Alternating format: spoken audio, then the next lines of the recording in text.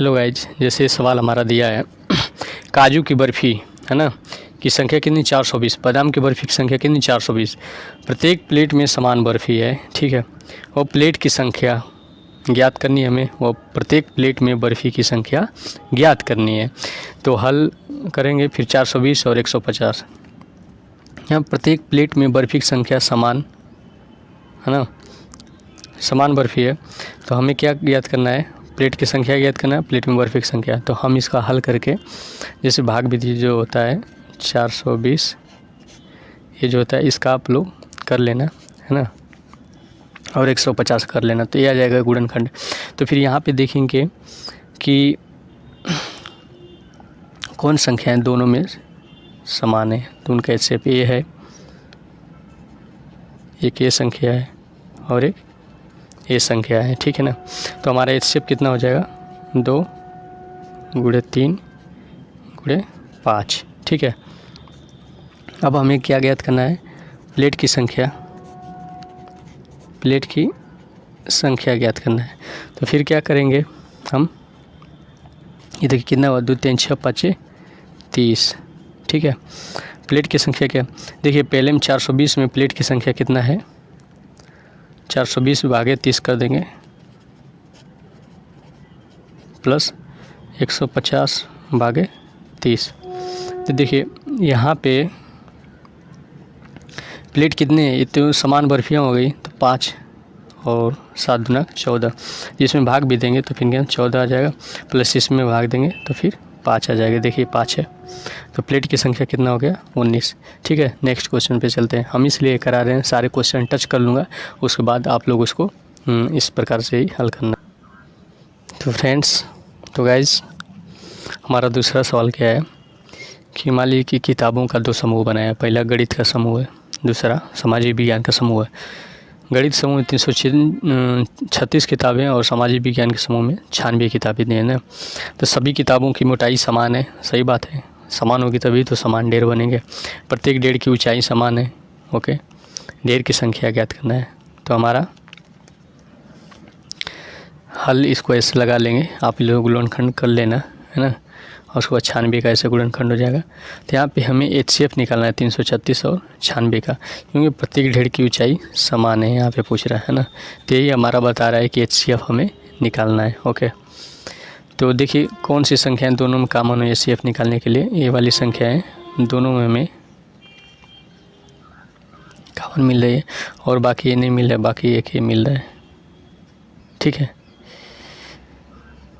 तो फिर क्या होगा 2 × 2 2 2 3।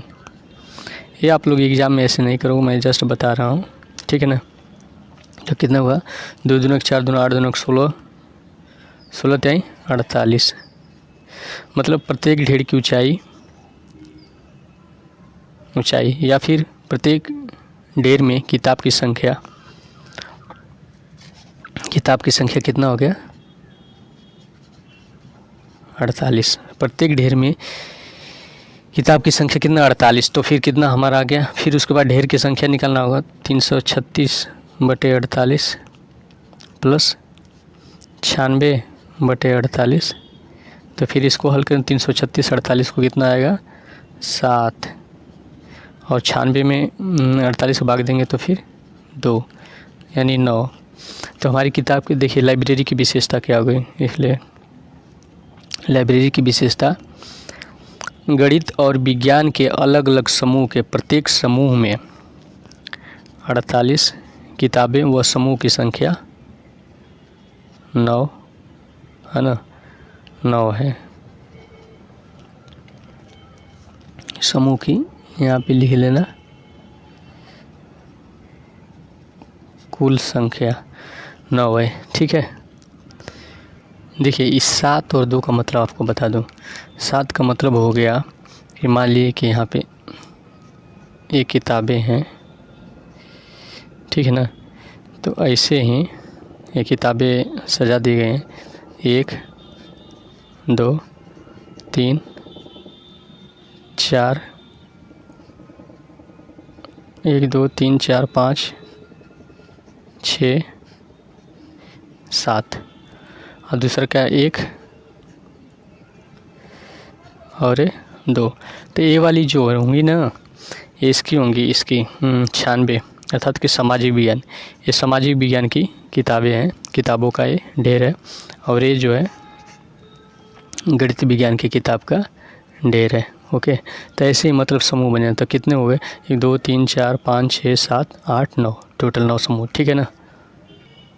तो क्या हमारा अगला सवाल है, मान लीजिए कि एक समूह है, क्या है देखिए एक समूह में बच्चे 21 हैं, महिलाएं 35 हैं, पुरुष 49 हैं। अलग अलग प्रत्येक को कमरों की आवश्यकता होगी, प्रत्येक कमरे में उनकी संख्या ज्ञात करें। तो हम क्या करेंगे, हाल में इनका पहले गुणनखंड ज्ञात कर लेंगे। 21 का 3 7 21, 35 का 5 7 35, 45 7 7 49। अब इनका हम HCF ज्ञात कर लेंगे। ठीक है ना, HCF ज्ञात कर लेंगे। तो HCF ज्ञात करेंगे। ठीक है, तो HCF में क्या होता है कि जो संख्याएं तीनों में हो, HCF मतलब ये होता है जो संख्या तीनों में। देखिए तो इसमें 7, यही एक है जो तीनों में है, तो कितना हो गया 7। ठीक है ना। प्रत्येक कमरों में उनकी संख्या 7, अर्थात कि प्रत्येक कमरों में उनकी संख्या, हर एक कमरों में 7 बच्चे होंगे। ठीक है ना। प्रत्येक कमरों में उनकी अलग अलग संख्या बच्चों की। तो बच्चों कितना है 21 है, 21/7। महिलाएं कितनी हैं 35/7। पुरुष कितने हैं 49/7। तो 7 तरीके 21। बच्चों के लिए 3 कमरे लगेंगे, 7 5 35। महिला के लिए 5 कमरे लगेंगे, है ना। जो सब 35 महिलाएं 5 कमरे में बढ़ जाएंगे। पुरुष क्या है 49 हैं, तो पुरुष के लिए 7। इस प्रकार कुल कमरों की संख्या कितना हो जाएगी, कुल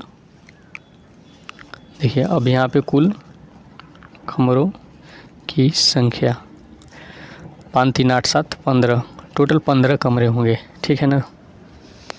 अगर किसी होटल में गए तो टोटल कुल मिला 15 कमरे वो लोग बुक करेंगे। ठीक है ना। और प्रत्येक कमरे में ये लोग कितना है 7 व्यक्ति रहेंगे। ठीक है ना। 15 कमरा, मान लीजिए कि कमरा 1 2 3 4 5 6 7 8 9 10 11 12 13 14 15। ठीक है, 15 हो गए। एक कमरे में 15 लोग रहेंगे, 7 लोग रहेंगे एक कमरे में, 7 लोग कमरे में 7।